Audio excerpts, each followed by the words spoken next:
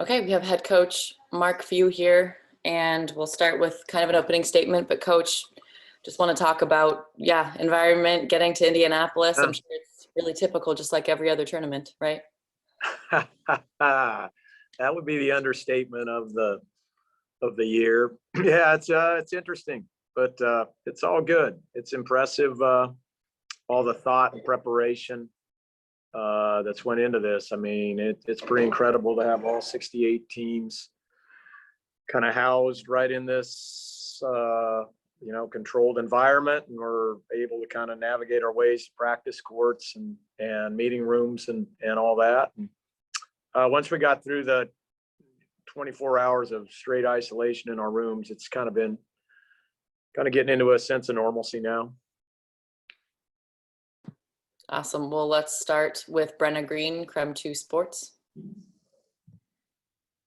Hi, Mark. Just, with the differences in the tournament this year, especially with the fact that these guys were in their hotel rooms the majority of the time, was there anything that you guys did differently just from like a mental standpoint or from any sort of preparation standpoint this year than in tournaments in the past to kind of support your players through all of that?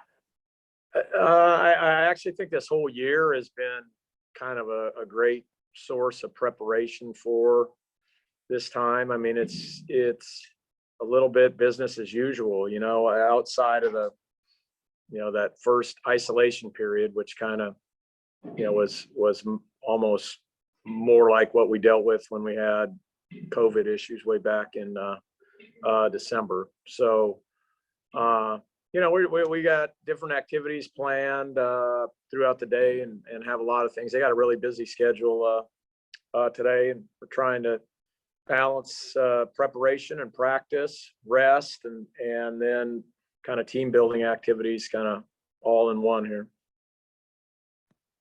What kind of team building activities are you guys doing?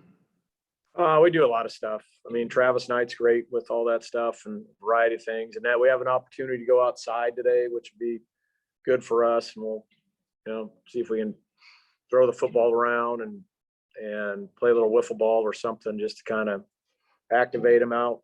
It's going to be a decent day here. And then, Trav does a good job with his PGMs. And I think we've been doing those every day here. So.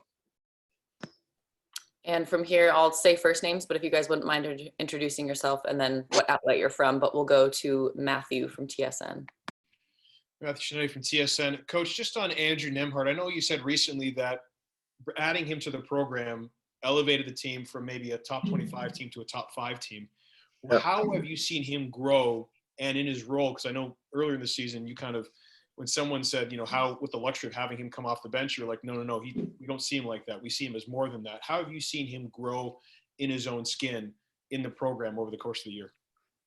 I mean, he's such a great guy and great teammate. I think he was so cognizant of stepping on guys' toes. He could see, there was a special team here, and there were some pretty identifiable core people in it, and he was very concerned. He didn't want to mess with that. But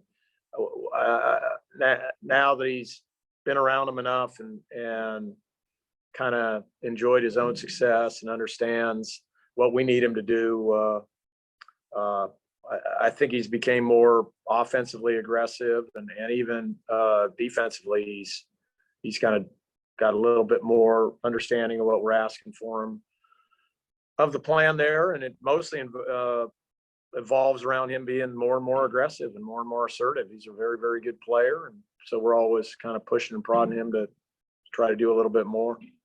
And in terms of, very quickly, follow up, the overall team atmosphere, you talked about the preparation and everything the team dealt with earlier in the season. There's been so much made about the chemistry of this unit. How have you seen that really borne out now that you guys have to be kind of isolated in Indianapolis? Yeah, no, I think it'll be a real strength with this group, because I mean, we are it's definitely a forced socialization here. So if you don't like your teammates or your coaches or other staff around, it's not a very pleasant situation. But unfortunately, we got great chemistry, and the guys, I mean, truly enjoy hanging out with each other. So I think that's going to be a real positive for us, while we're here. Thanks, Coach. We'll go to Jim. Jim Meehan, go ahead. Thank you. I had to find the mute button. Mark, can you talk about, I think you mentioned that you had Gavitt talk with your team and your players a few months back. And I think a lot of that conversation, or some of it, was about the tournament and what maybe some ideas exchanged on how to make it more palatable for the players, I guess. Any of those things come to fruition, and just the magnitude of what's being pulled off there seems incredible. Yeah, no, very much so. Actually, listen, Dan deserves so much credit, and his staff, Joanne, Scott, and everybody for being able to put this thing together and pull it off. And he did. I mean, one of Dan's greatest strengths is he puts his ego aside. It doesn't seem like he has much of an ego, and he's a great listener. And he really asked our guys some great questions way back in December, and then listened to them. And they're trying as best they can to make this thing as player friendly and customer friendly as they possibly can. And the team rooms and the practice courts and there's other things going on to try to occupy the guys and why they're here. I think that it's the most difficult thing is just getting everybody here, getting everybody tested and cleared. And again, the beauty and also the hard thing about this tournament is when it starts, it happens quick, and it'll go from 68 to 32 quickly, and then it'll be, even at the end of the weekend, it'll be down to 16. And then I think that you'll see some easing of restrictions and all that, as far as what the guys can do and what they can't do. But he did a great job listening to us, and I think the guys in the team rooms and some of the stuff they got going on is a good distraction. We'll go to Vincent. Thank you. It's Vincent Sagambetti from the Gonzaga Bulletin. Coach, I asked this question to Corey, a few weeks ago, but around a year ago, like a year and a few days ago, you obviously heard live from Reese Davis that the tournament last year was going to be canceled. Looking back a year now today, how thankful are you guys just to be able to, have this an opportunity to compete in the tournament this year? No, that's a great question. And we've talked about it a lot. I mean, we're trying to really have an attitude of gratitude, no matter what our individual goals are, our team goals, and even, our frustrations with lack of, what the NCAA tournament's normally like. I think missing out on it last year has given us a great perspective of just being so thankful for us to work our way all the way through this season, and to get to this point, where we can celebrate the season with an NCAA championship. And I think it's huge. I think it's huge for players. I think it's huge for staff. I think it's huge for schools and communities like Spokane and areas like the Inland Northwest, and even I think it's really big for our country. I think it's a big thing for our country to see that things are getting back to normal, and we're moving forward. Appreciate it. We'll go to Daniel next. Yeah, Mark, Dan Walken from USA Today here. If you guys do what you want to do in this tournament, you're going to be in this controlled environment for quite a long time. I'm curious, have you put any thought into just the idea that how teams handle being there over the course of 3 weeks might actually determine who ends up winning this whole thing? I mean, it just seems like another factor that people, the coaches might have to deal with at this point. No, I absolutely agree with you, and I have put a lot of thought into it, dating back gosh, to a month ago. I think we've been talking about it staff wise. And, you know, I mean, I'm part of a group of coaches that's has been on a committee that's been working with Dan Gavitt on this thing and trying to, you know, throw out our suggestions. And he's been great to, you know, to listen to our suggestions. And I think you're spot on. I think a big part of this is you have to have a team that's, you know, good enough to win this tournament, but also more so than other years. I mean, this is a factor, how they handle, you know, just this, and it's different. It's different. So there's going to have to be some maturity involved. There's going to be, you know, the ability for the guys to have great perspective. And then, as I mentioned earlier, just, you better like who you're hanging out with, because that's who you're hanging out with. And, fortunately for us, you know, we do like all hanging out together, and so I'm hoping that that'll be, you know, advantage us. But again, this thing's, you know, this isn't a 7-game series like the NBA or the World Series or anything. This is a, you know, you win, you move on, you lose, season over. So, so it makes it so special, but that's what makes it so daunting also.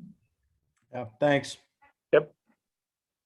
Carter Hill, go ahead next.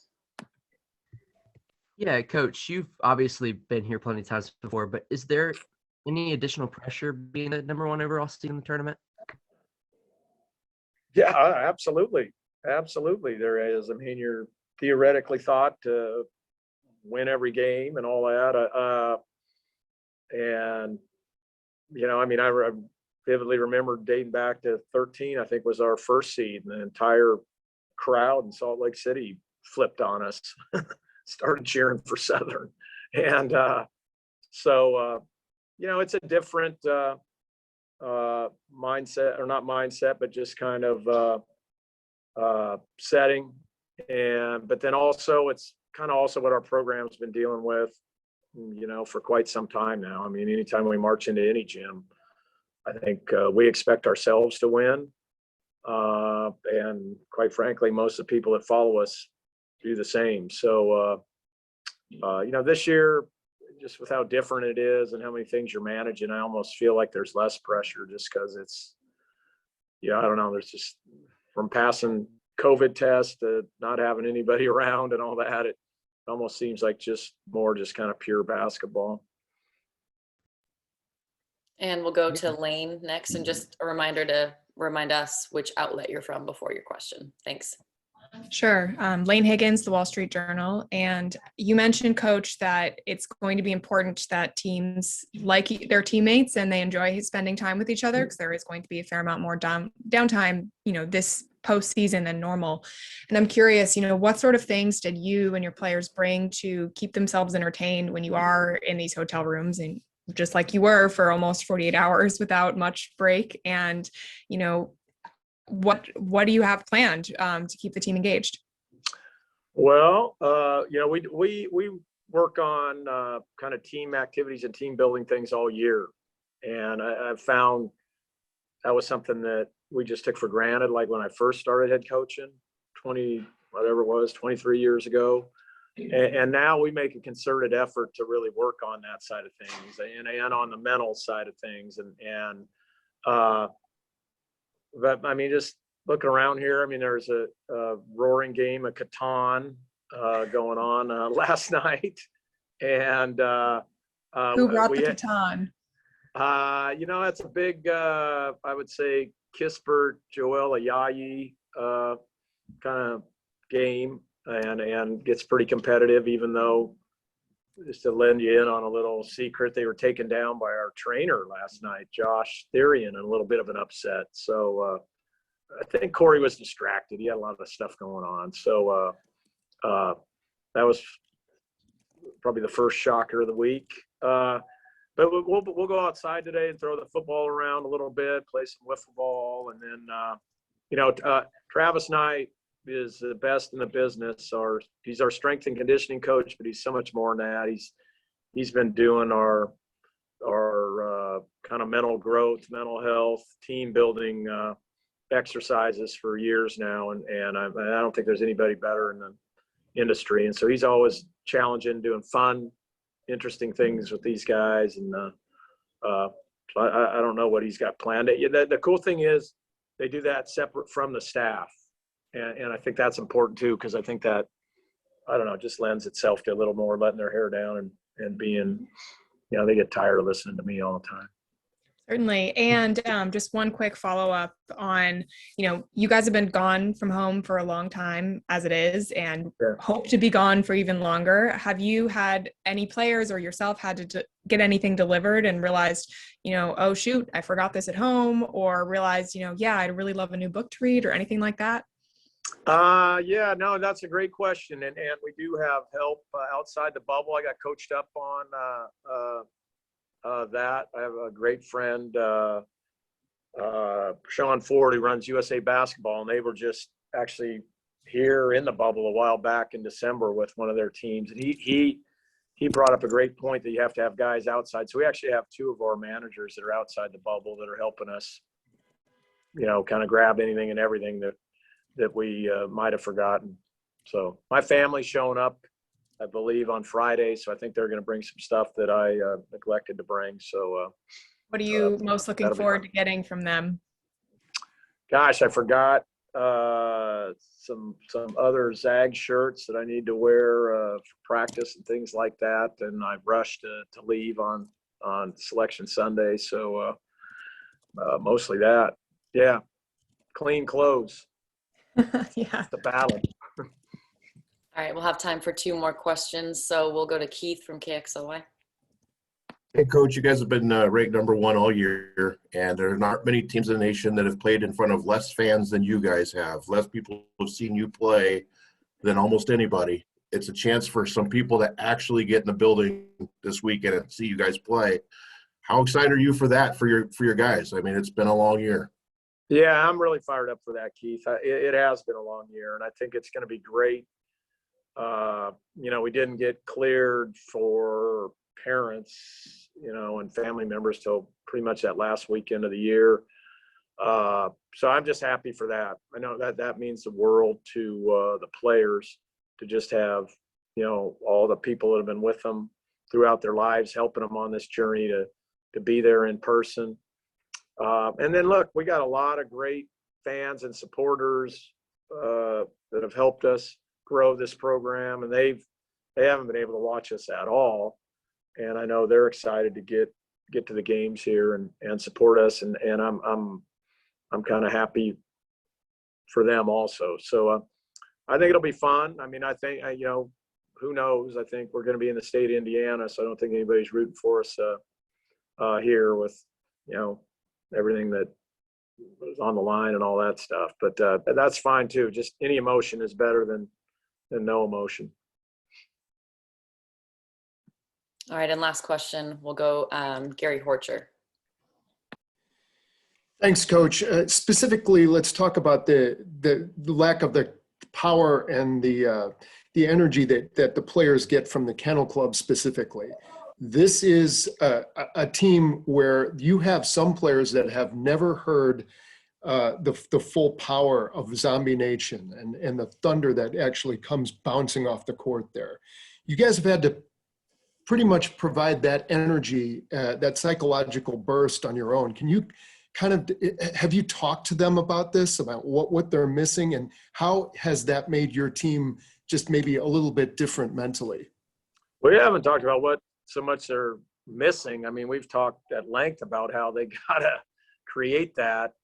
And it's very important because it's a big factor. And there are, some teams do it very, very well. And so it really involves not just the guys that are out there on the floor, but, a lot of our people that are sitting behind the bench there, and they become key factors in this with creating energy, creating some noise, creating some communication that we can kind of feed off of out there on the floor. And I think they've done a great job with that. You look at a Will Graves has had a huge impact on our group. He's always up on every play and talking. And I mean, I can just, I hear him at times during games that you'd never hear never hear him, in a normal situation with the kennel going or the opposing crowd going.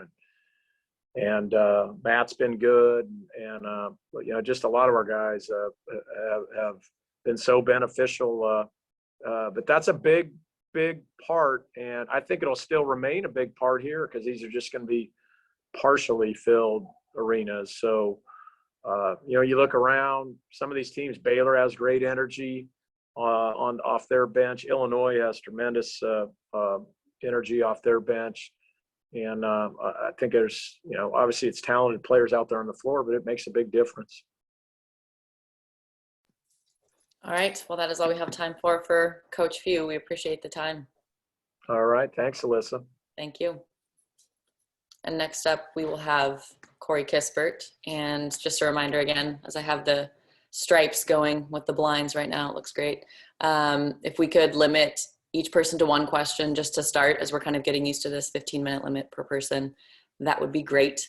And then again, a reminder to announce your name and then which outlet you're from before your question. Thank you.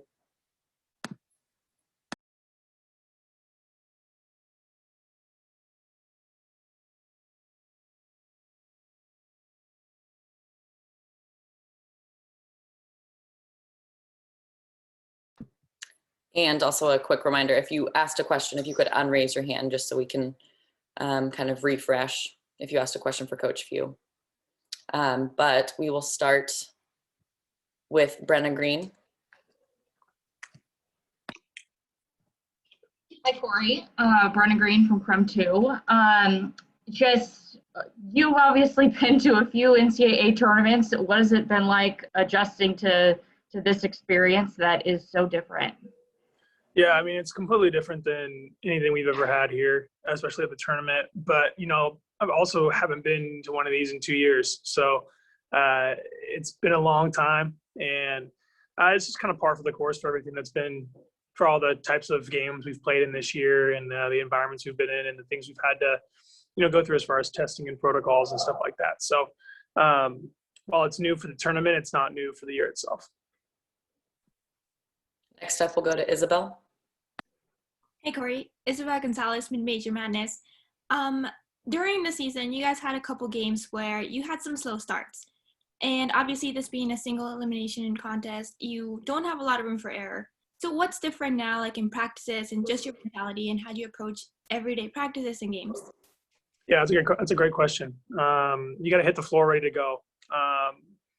The energy's got to be there from the moment that you tie your shoes, especially in practice where you got to work on that stuff. Because, like you said, when you play in a game, there's no really room for error, and, you make one too many mistakes and you're done. So it's all about just creating that energy from the get-go and hopefully kind of translating that onto the floor. Because, every team, including us, has weak spots, and we're, and it's one and done from here on out. We'll go to Karthik next. Hey, Corey, Karthik from Creme 2 in Spokane. I heard you guys are going to be playing football today. Will there be a Corey Kispert, Jalen Suggs rematch at the quarterback position? Yeah, you better believe it. I've been training under, behind the curtain and behind the scenes for months now for this rematch. I'm primed and ready to go. I think Jalen's been kind of showing off in front of the cameras too much personally. But, we'll see what happens, later today. All right, we'll go next to Steven. Hey, Corey, Steve Weiner from the Associated Press here. Got a wacky question for you. Everybody knows the One Shining Moment song. I'm curious, did you ever as a kid pretend you were in that song, hitting a buzzer beating shot to kind of get in that video? Yeah, you kidding? Of course. Yeah, I mean, I remember exactly where I was when Chris Jenkins hit his shot to beat Carolina. And, that was only a few years ago, but it kind of has the same thing. Watched the whole, One Shining Moment video after that. And the dream took off from there. Okay, and Vincent. Thanks, Alyssa.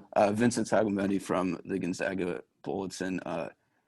Corey, Coach mentioned before that you guys have, had some different activities during your guys' downtime. He specifically mentioned some intense games of Catan. So even like as stressful and like as much pressure as you guys may have being the number 1 overall seed and a lot of people having some high expectations for you, how meaningful is it for you guys to kind of have those like off moments and kind of relax and just enjoy those moments with you? Yeah, it's great. It's super nice. And one thing's for sure about this team, like we're really good. We play really well on the floor, but we know how to have fun off the floor too. So things like Catan and football and everything in between is really helpful to kind of keep your mind off of what's coming later this week. There's time to focus and there's time to have fun, and we're really good at kind of separating the two. Rob Jesselson, go ahead.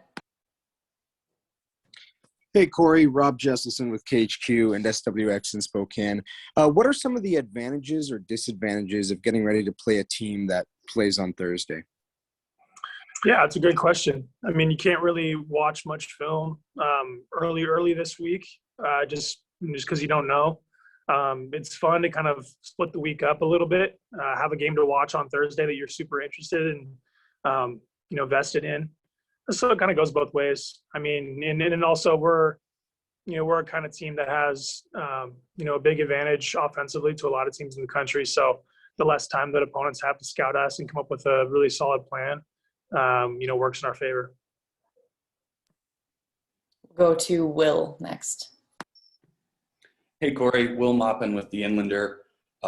Transfers are a huge part of just about every program in the country at this point. But over the past 3 years, Gonzaga's backcourt has had just guy after guy who's stepped in first year in the program and made an impact. What do you think it says about the program, and specifically this year, guys like Andrew and Aaron, that they're able to come in and just be integral parts of the team right away? Yeah, I think it kind of speaks to the way that we kind of just put our arms around guys who are new here, whether you're a freshman or you're a transfer. I think both those guys would say that they, felt welcome right away and have, found a family in Spokane. And yeah, it also kind of speaks to how the brand of basketball we play, on the floor and how easy it is to fit in. You kind of just have to do what you're best at, and the rest will take care of itself. So you don't have to worry about things that are out of your control. You just got to do what you do, and we have plenty of guys on the floor that can fill in the gaps in the other areas. We'll go next to Matthew. Shanae from TSN.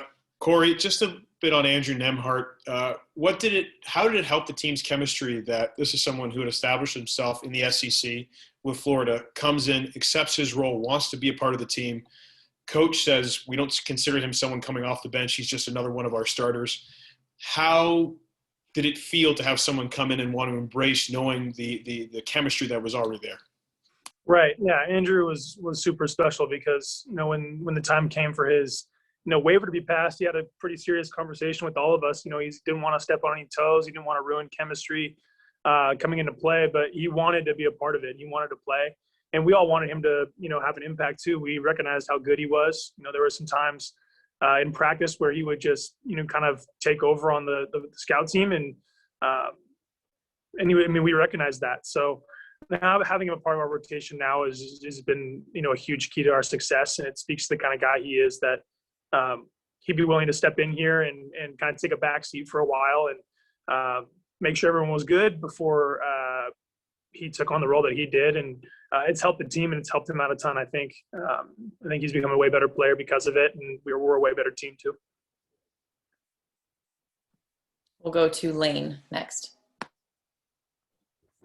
So this is kind of building off the question you got earlier about Settlers of Catan, but I'm curious, what other sort of things did you bring into the bubble to help you stay entertained during all the downtime and just kind of keep you and your teammates loose?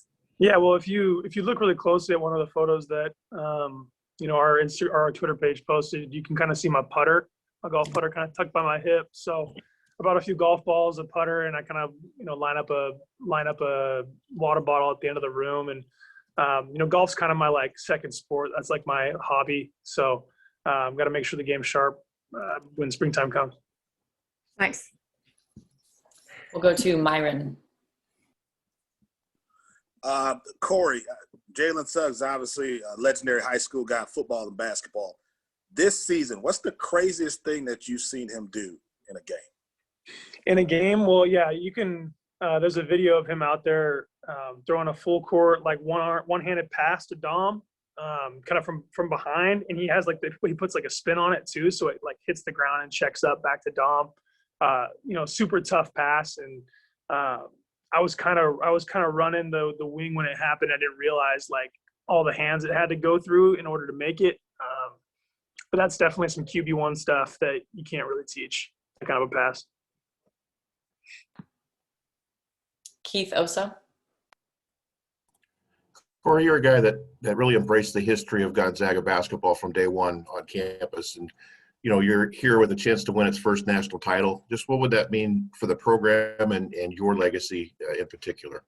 Yeah, I mean, it doesn't really matter about my legacy. I'm just kind of a small cog in the huge machine that's Gonzaga, I guess. And, I'm just really happy to be a part of it. And it's a culmination of a lot of hard work from a lot of guys. And part of the reason why I, love and embrace the history here so much is that, I've kind of gotten close and interacted with and have relationships with guys who did it, from way back when and did it before me. So, kind of a head nod to those guys. I just want to make sure that I'm taking care of business and finishing things that they started. So it would mean a lot to the city of Spokane too. It's a basketball town. Everybody knows it. And just kind of bringing a title home would, solidify that, Gonzaga really is like the greatest, success story in, American sports today. And Gary Horcher next. Thanks. Gary Horcher, Cairo TV, CBS Seattle.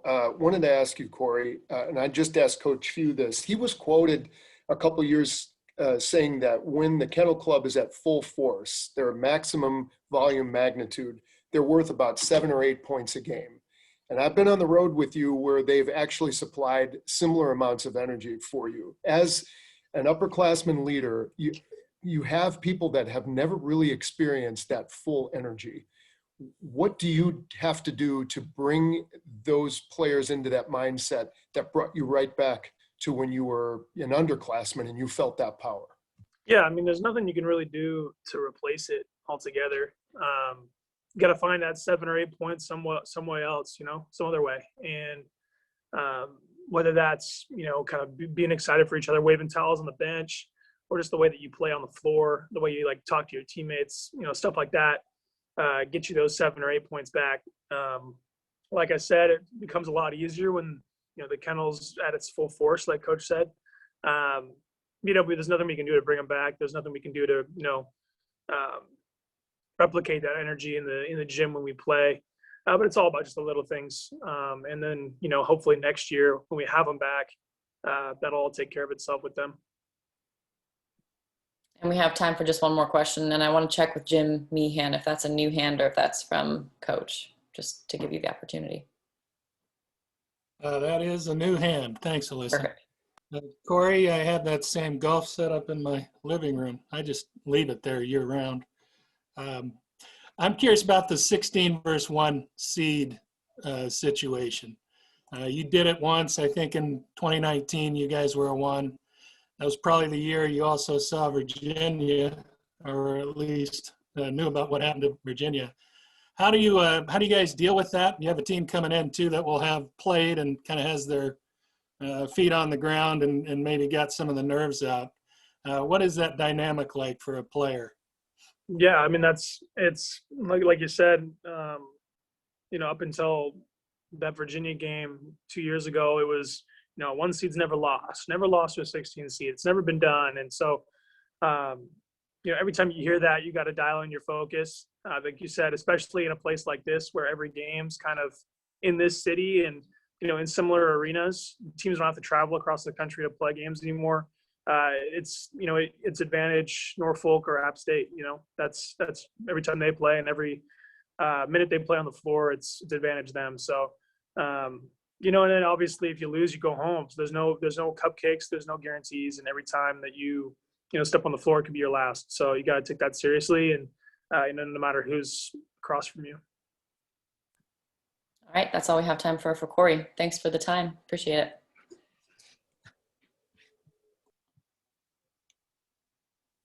And I believe next up we will have Andrew Nembhard. And again, just kind of a reminder to say your outlet, just so the person you're asking the question knows where you're from. Thank you.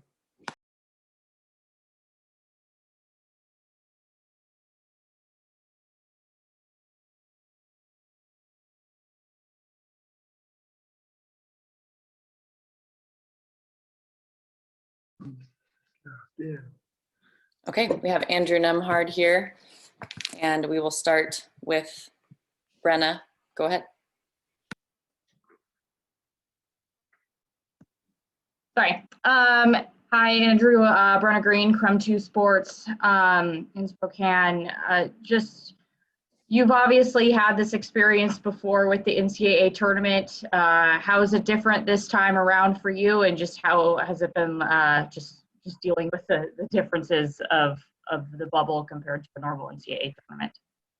Yeah, I think it's different just because of obviously the fan aspect. It's not as kind of the environment's probably not as big as my freshman year coming in, but I think the stakes are the same, and we've kind of been prepared for this the whole season, so the excitement's the same. That's just how it is this year. Vincent? Thank you. This is Vincent Sagomboni from the Gonzaga Bulletin. Andrew, I'm sure you've been asked this, multiple times, but, throughout the course of your time here at Gonzaga, what are some of the things that make, playing for GU unique compared to when you were at Florida? Yeah, you talking about like playing style or just like the culture of the team? Yeah, both. Or both. Yeah, I think playing style, just the pace of style we play at and how we move the ball. I think that's the biggest difference.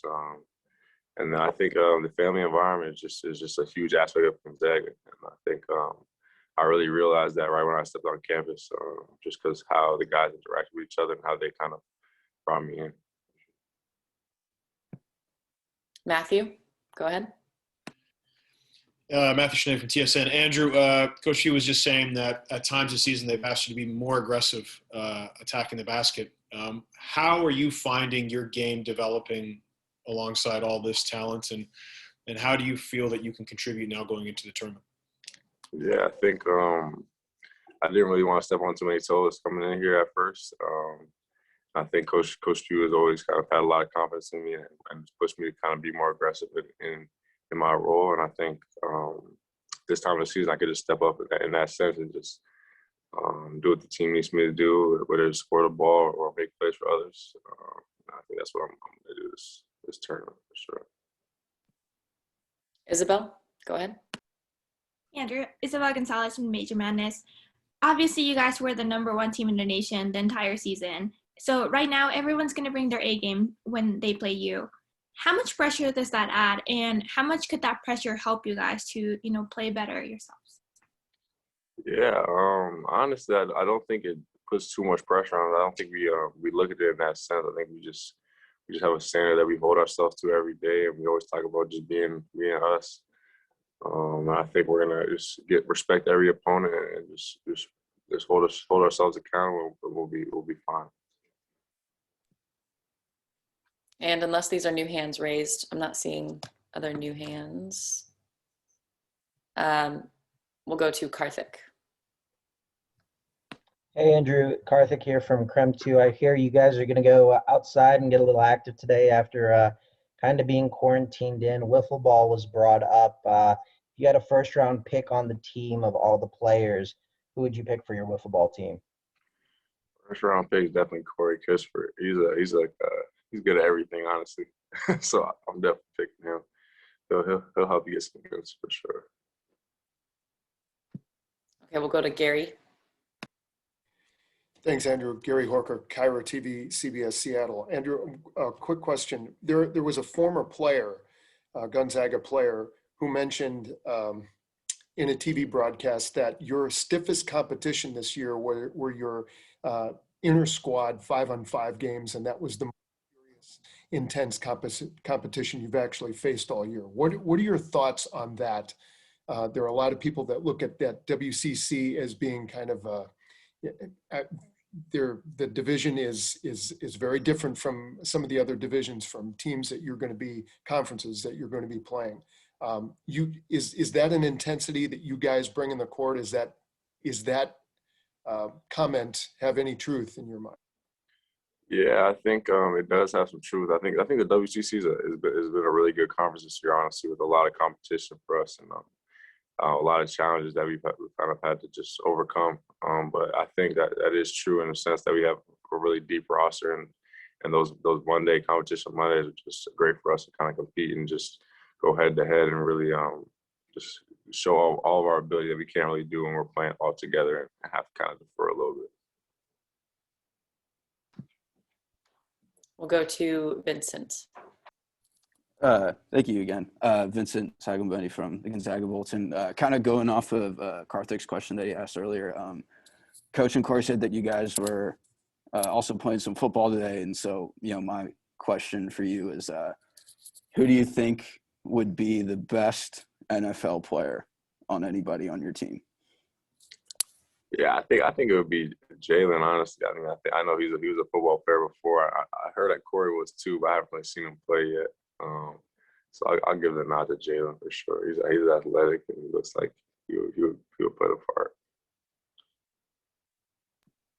Jim Meehan. Hey, Andrew, just kind of curious how kind of buttoned up or tight are the protocols back there for you guys? And do you have any interaction with other teams or players, or do they frown on that? Yeah, no, it's pretty strict here for sure. Not really any interactions with other teams. Just kind of ourselves and kind of trying to stay distance with masks on, and having our time where we can kind of come together and do certain activities. But it's been pretty strict though. Been inside the hotel for the most part. But as you said, hopefully we can get out a little bit today. All right, we'll go to Isabel after that. And just a reminder, if you guys already asked a question, try to unraise your hand so we can make sure we don't call on you when you're not ready. So Gary was asking about the competition Mondays. I was just curious, are you guys still doing those while at the bubble? And what are practices like now? Are they the same or kind of different? Yeah, we didn't have one yet. I'm not sure if we will have any, but so far they've been pretty similar to how we prepare for teams all season. Just kind of, right now we don't really know what team we're playing yet, so we're just kind of doing overall preparation for what we might expect from each of these teams. But pretty similar to what we've been doing all season. All right, last chance for one more question. Oh, wow. Keith Oso pops right up at that time. Go ahead. Andrew, you guys have played in front of probably less fans than anybody in the nation this year. At 25% capacity, it's probably even going to sound like Thunderdome to you guys. Are you excited to get out there in front of some people? Yeah, very, very excited. I love playing in front of fans and got to experience that obviously my first couple of years. And we've had a couple of games this year. We've had like 25% capacity, so it's a big difference having no fans. And I'm very excited to kind of just have that energy back in the building and then hopefully have some of our fans back in the building. All right. Well, Andrew, thank you so much. Appreciate the time. And that is all we have time for media availability today. They will have post-game availability, obviously set up by the NCAA. So just so everybody knows that. Thank you again, everybody, for tuning in. And we will, Barry Henderson will send out a link to high quality video from this presser momentarily. Thank you. Thank you, Alyssa. Appreciate it. Thank you. Thanks, Alyssa.